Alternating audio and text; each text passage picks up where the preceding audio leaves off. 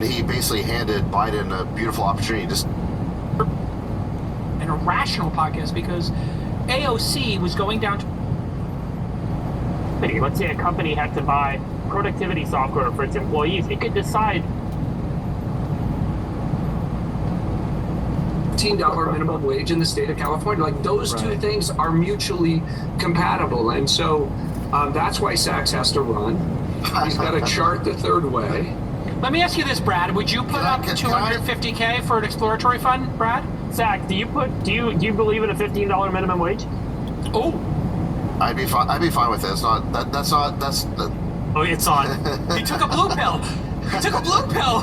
Give everyone everything. I think certainly in the state of California, I think that makes sense. I think, look, there might be some parts of the country where the standard of living is much cheaper.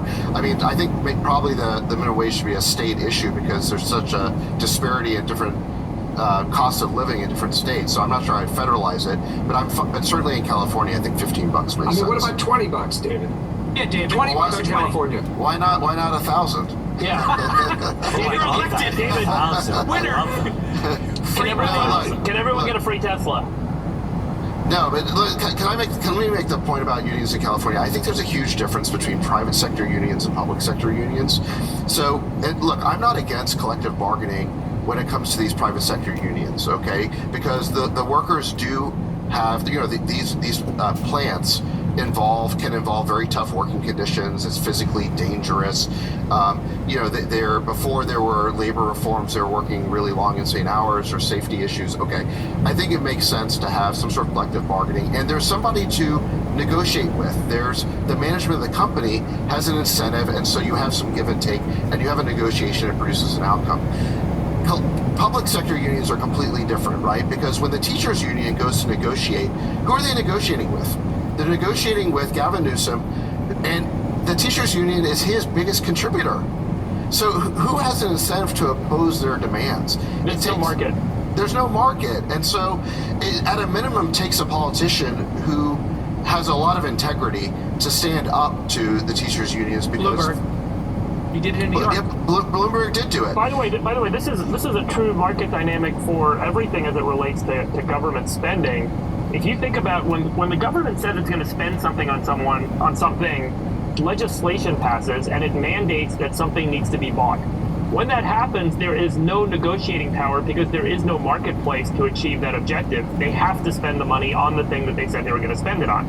And at that point, there is a seller who sells that thing, who says, oh shit, these guys have to buy it. I'll double the price. Okay, great. That's just the natural law of government inflation that happens. It's happened with everything that we've seen inflate in this country, education, healthcare, is all because it's a government mandated service. And so then the service providers to the government have a single captive customer who has to spend the money.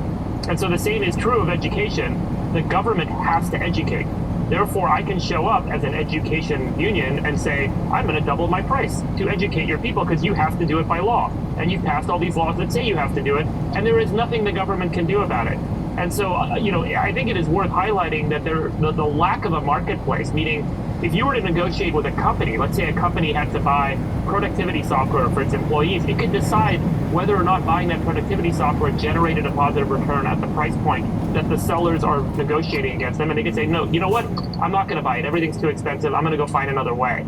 The problem is governments are mandated to spend that money on that particular service, and therefore there is no room. And so unions are a manifestation of this fundamental problem with giving governments large budgets and relying on the government to provide the service to us outside of a market-driven context. So I think the question really is, can healthcare, can education, can these things that have been inflated with the government having such an active role be provided in a way that the government facilitates their provisioning without the government being the customer? This is a good jumping off point to to the next then topic. There's a bunch of things happening in government that I just want to get your guys' reaction to. One, which was the crazy summary that somebody did about the reaction to Biden pulling out of Afghanistan. Okay. The second is, unfortunately, Biden reiterated Trump's decision on refugee numbers just today. So he had a pledge that he would, go back to the original numbers, the Obama level numbers, and he said he's not going to. He's going to keep it at the Trump level, which basically says, very nominal refugees. And then the third is the growing frustration and perceived incompetence of the CDC, and now you have the entire business community starting to push back. Those are three completely different things, but they just speak about some government things I'm curious about your reactions to. Anybody? Everybody? Well, I mean, the thing that highlights for me is the media double standard. And I think this is why a lot of people are going to centrism, and why this podcast has become a purple podcast and a rational podcast, because AOC was going down to the border, hysterical, crying. You remember the photos, they were all dressed in white. And is there any difference between what Trump did at the border and what's happening now? Doesn't feel like it. Feels like it's a problem that they're both trying to solve, and it's 90% the same outcome. And then you look at Afghanistan, you know, Trump's like, we got to get out of here. And then the press dunks on him, like, how could you do that? And now Biden's doing it and he's getting high fives. And so I would just like to see some consistency from the press and the reaction and Americans on these issues, which seem to be non-winnable, or, you know, how much do you lose in these instances? Like, Afghanistan's a lose-lose, and the border is a lose-lose. Like, there's no winning, I don't think, in some situations that a president has to face. I'm interested in what Sachs has to say. Well, yeah, I saw that tweet storm on the media double standard around Afghanistan. We should show that and link to it in the show notes, because whoever it was, it's incredible. It's incredible. I mean, this is like definitive proof of the media double standard, where he goes literally, he does a side-by-side of every single major prestige media outlet, their coverage on Trump versus Biden's drawdown in Afghanistan.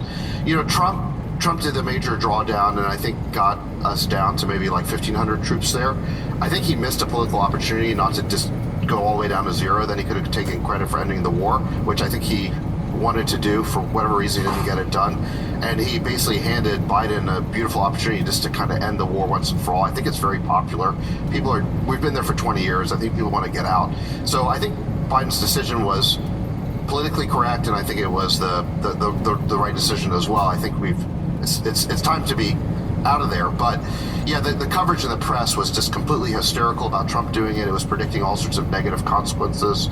And then when Biden did it, like Jason's saying, it was nothing but kudos. So, well, not only is the press not objective and not impartial, but they change their mind about a particular issue based on which team is doing it. Yeah, I mean, if you look at the two quotes, they have a CNN tweet that he just screen grabbed CNN on the same issue. It says, this is reckless and it's really risky of Trump's plan to withdraw troops. And then the next CNN tweet from this administration, President Obama praised President Biden's bold leadership to withdraw from Afghanistan by September 11th. And there's dozens of these. NPR, CNN, New York Times, Washington Post. Over again. And then I think this is why Americans hate the media. Absolutely. I mean, this is what the conservative side would call the mainstream media, MSN. I mean, but they are proving their bias right here. I mean, and they're increasing irrelevance. This is why the American public don't trust them, don't listen to them, and don't care what they have to say. Brad, what do you think? Well, I wanted to, at a federal level, we really can't opt out of any of this, right? We're not going to leave the country. We got an election every 4 years. But we were just talking about market failures in the state of California. And one of the most beautiful designs of our system of federalism, back to this idea of markets, right, is the fact that you get to choose what state you want to live in. And in a post-COVID world, we have the greatest A/B testing in the history of federalism. Because now you can live and work from anywhere. And the differences between state policies have never been greater. And so we've never had this incubation that we can all watch and live tweet about on Twitter. And so now Texas and Florida, they get to make choices. California gets to make its choices. And then we get to see. And political scientists are going to have a field day in 5 to 10 years. And people are voting with their wallet today. The A/B test in real time. We have the largest economic migration in the history of this country occurring right now. And Gavin Newsom and Lorena Gonzalez, they're going to have to be held accountable for the conditions in San Francisco, for the decisions with respect to companies leaving the state, people leaving the state. And frankly, it's not about lower taxes.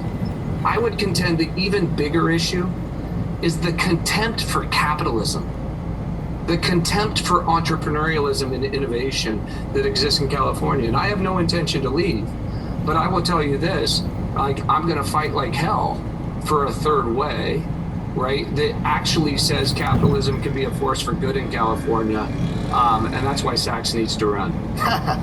Well, let's talk. Sachs Actually, is in Miami. I love this idea of a state-by-state A/B test. I mean, what was the old line?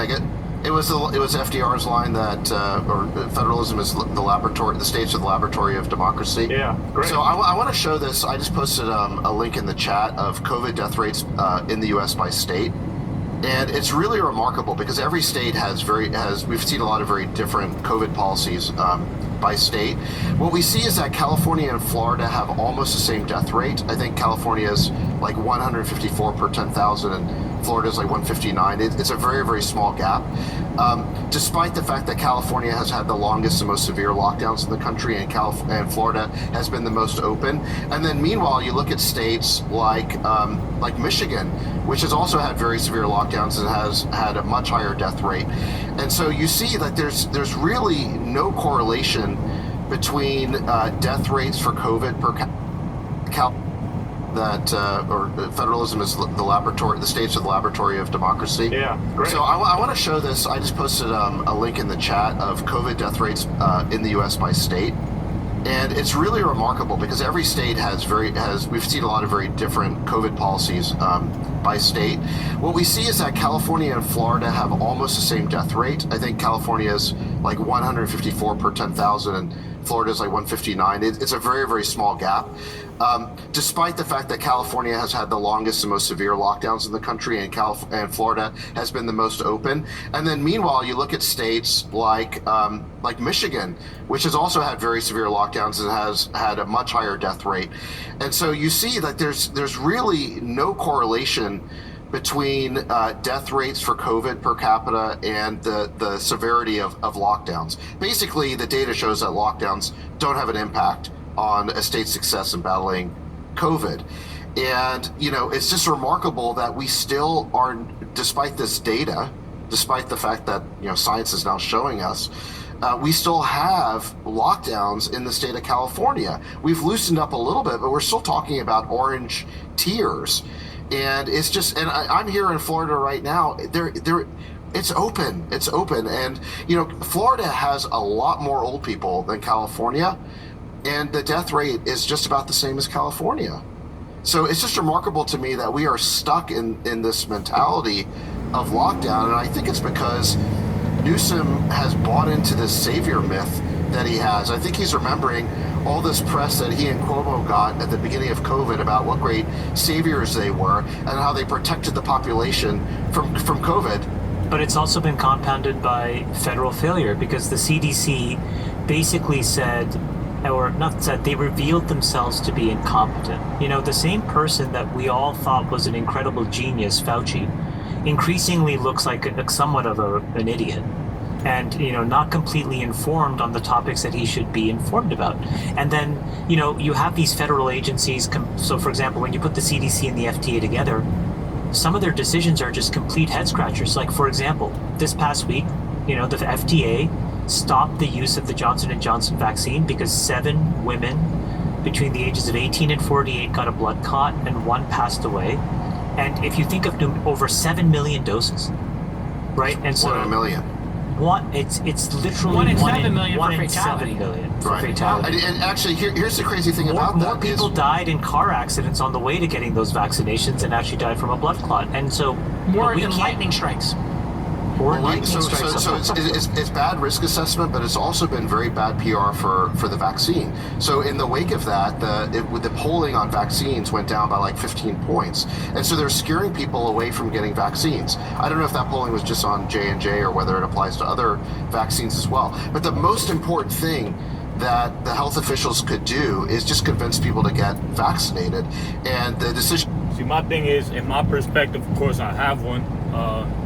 As always, is like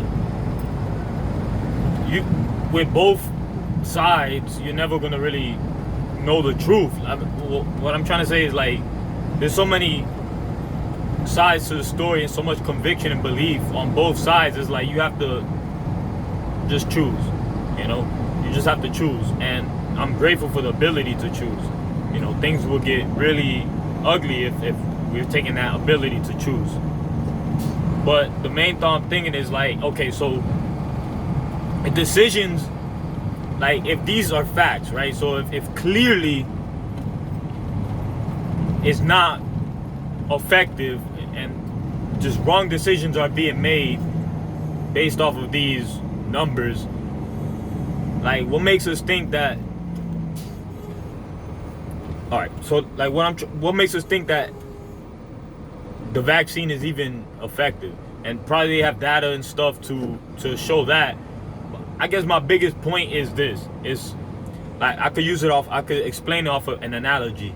Is like if you have an employee that steals from you. So you have an employee that steals from you and you catch him. But the whole time that you've been asking him, or you asked him once or twice or whatever, he said no with so much conviction. But you caught him. Well, at that point, like the trust is tough. It's tough. It's tough to build that up. And you really believed them when they said it, and the next time you see a situation, you ask him, he says it with that same conviction. No. Are you gonna believe him? Is the question. And my thing is like, there's so much bullshit happening. It's like, how the fuck are we gonna? It's hard to even choose what to believe and not. So it's like, okay, so they making decisions based off like, okay, so a lockdown clearly isn't effective. So, but the numbers show that, and it's based off numbers, assuming these numbers are correct. So it's based off numbers. These numbers aren't effective, or the numbers are showing that a lockdown isn't effective. So then, in what other areas are they given data, or in what other areas are data? In what other areas is there data available, and still decisions are being made that either aren't true or aren't effective? It's like, regardless, in spite of the data, the numbers that are given in front of us, people like still believe one specific way or the other. I guess my biggest thing is like, I think that the vaccination is a profit play. Like that's just I don't have numbers behind it. I don't have any logical reasoning behind it other than the fact that I believe we're a corporate-driven, fuckboy capitalistic country to a certain degree. Not fully, but there are specific movements that are driven based off profit. And not all, and I'm sure, and I know for a fact that there's capitalistic leaders that are for good, but I believe it's a profit play. And there was a lot of mentalities, a lot of sentiments that had to be in place for this movement and for the maximization of this profit. Again, I could be wrong, just like they could be wrong, and it's my perspective. But yeah, it's like, what the fuck, man? It's like, okay, so clearly, you know, these numbers aren't. Anyway, my point is clear from my angle. I'm gonna keep doing my best to stay healthy for the most part, and you know, I wear a mask only because they'll tell me they won't service me. They won't fucking, if I'm going to Bolay and I go in there without a mask, they say I'm not gonna risk it, but I'm not gonna create a show and I'm gonna end up getting mad as fuck if they don't serve me and then just not even come back. So I just avoid it and just have the fucking mask on, walk inside, get my food, and take it off. But at the same time, I'm looking at people inside that fucking restaurant eating with the mask off. Doesn't make sense to me, but it's happening. So, yeah, man, just keep learning. I'm gonna keep developing and learning, but it's just a little bit of my thought process as I was listening to them. That's just what I was thinking. All right, so where can I park this beast? Where can I park this beast? I found you. I'm finna go to Bolay, and I decided to stop at one it was closer to me, different, because I've never been to this one. Bolay in Wellington. I said Wellington. Man. Let's get it. And hopefully I don't get a call, or at least if I do get a call, that bitch is gonna be within like 15 minutes, so I can at least eat my food.